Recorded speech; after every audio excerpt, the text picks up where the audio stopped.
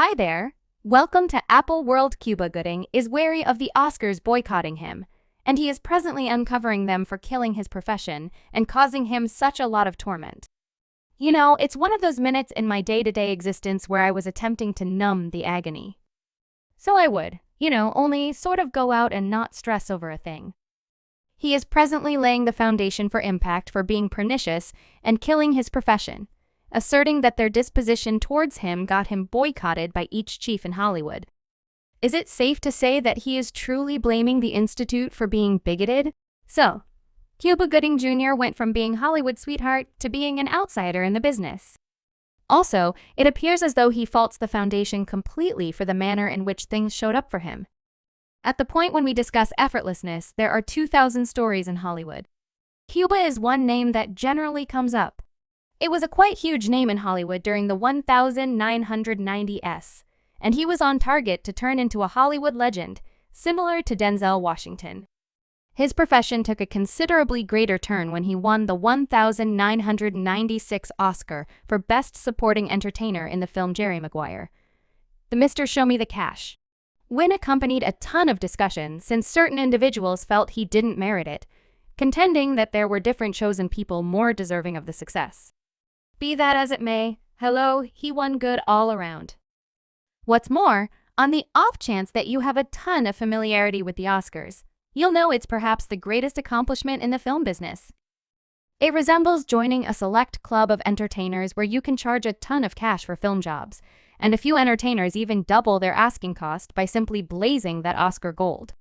Presently, for a dark entertainer to win during the 90s, that is no joking matter on the grounds that simply getting selected alone was really interesting.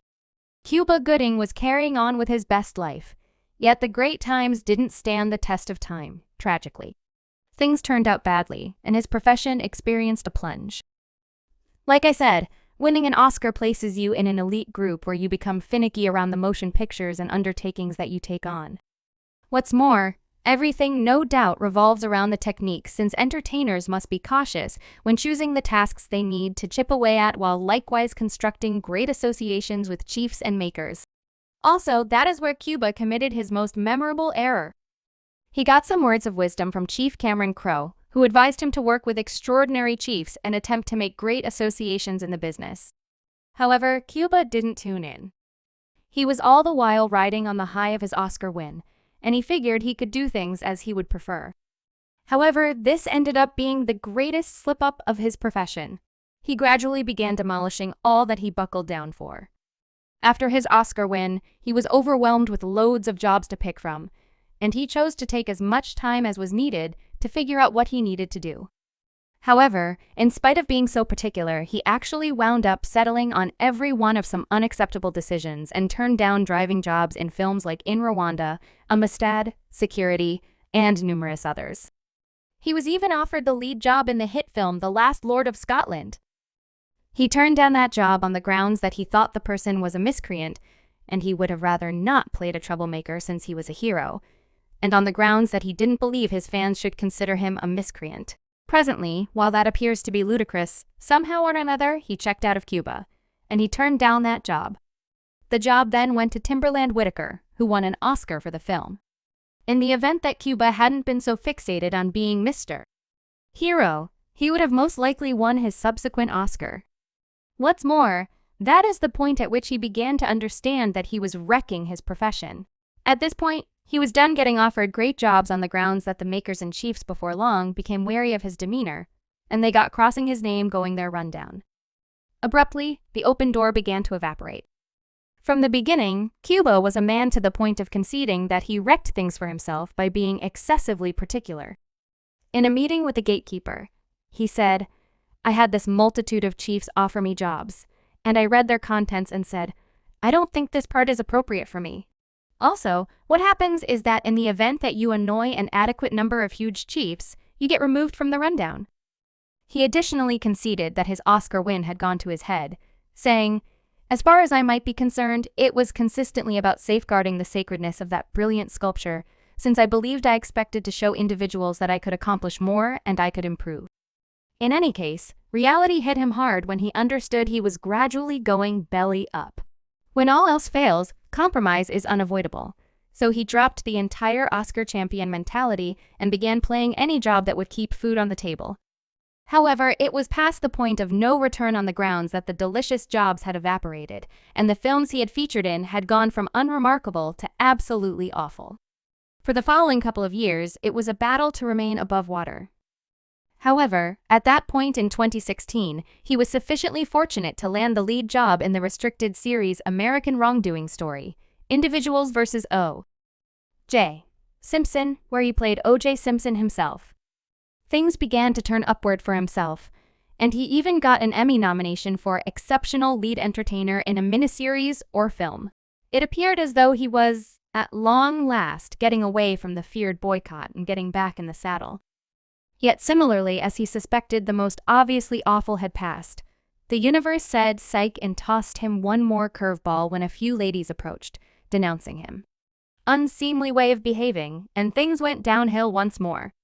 Everything began in 2014 when his significant other of 20 years, Sarah, petitioned for legitimate division. While she never spilled the tea openly, bits of gossip twirled that she had at long last had enough of him betraying her after his significant other left him. That is the point at which the awful way of behaving went crazy, and he began pulling in article claims left and right. Individuals accepted that he was somewhat holding himself in, yet he genuinely set himself free. At the point when he became isolated, he got blamed for being unpleasant towards a few ladies. Furthermore, until this point, he has had in excess of 30 charges imposed against him. That is 30 unique ladies. Also, those are only those who chose to make some noise. One of his casualties talked about their experience with him and expressed it at about 12 p.m. on Spring 1st. Cuba Gooding Jr. danced into the bar we were at and continued to pester various ladies there.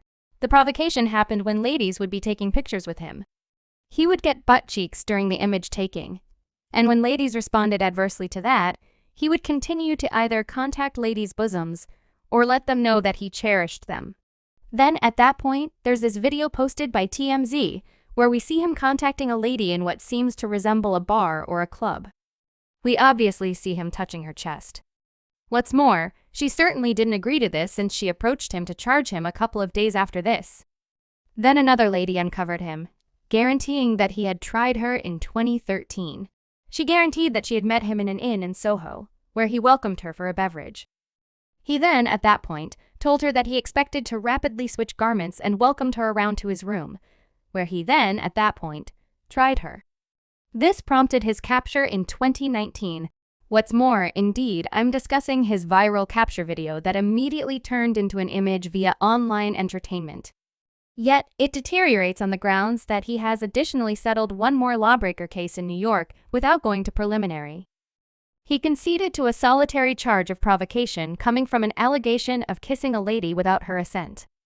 However, that is not all, since there was another situation where the lady blamed Cuba for battery attack and the deliberate punishment of close-to-home trouble, and it finished with an adjudicator requesting him to pay $80,000 in compensatory harms to the offended party, Natasha Ashworth. Furthermore, last year, he requested an arrangement to stay away from jail time for the Soho exposition, confessing to a diminished charge. This entire circumstance has simply been as muddled as it could be. In any case, he consented to concede in return for his conviction being diminished to an infringement. Be that as it may, as indicated by an insider, Cuba has been attempting to get work since the charges began, and he feels like the foundation isn't effectively safeguarding Oscar champs.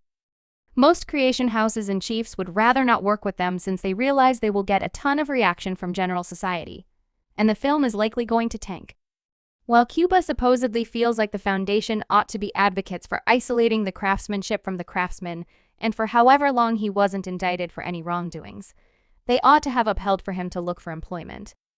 He likewise feels like things began going to pieces for him when he won the Oscar and emphatically accepts that he is a survivor of the Oscar revile. Presently, for those of you who don't have any idea what the Oscars revile is, a Hollywood notion recommends that triumphant a foundation grant can prompt a decline in an entertainer's vocation and individual life.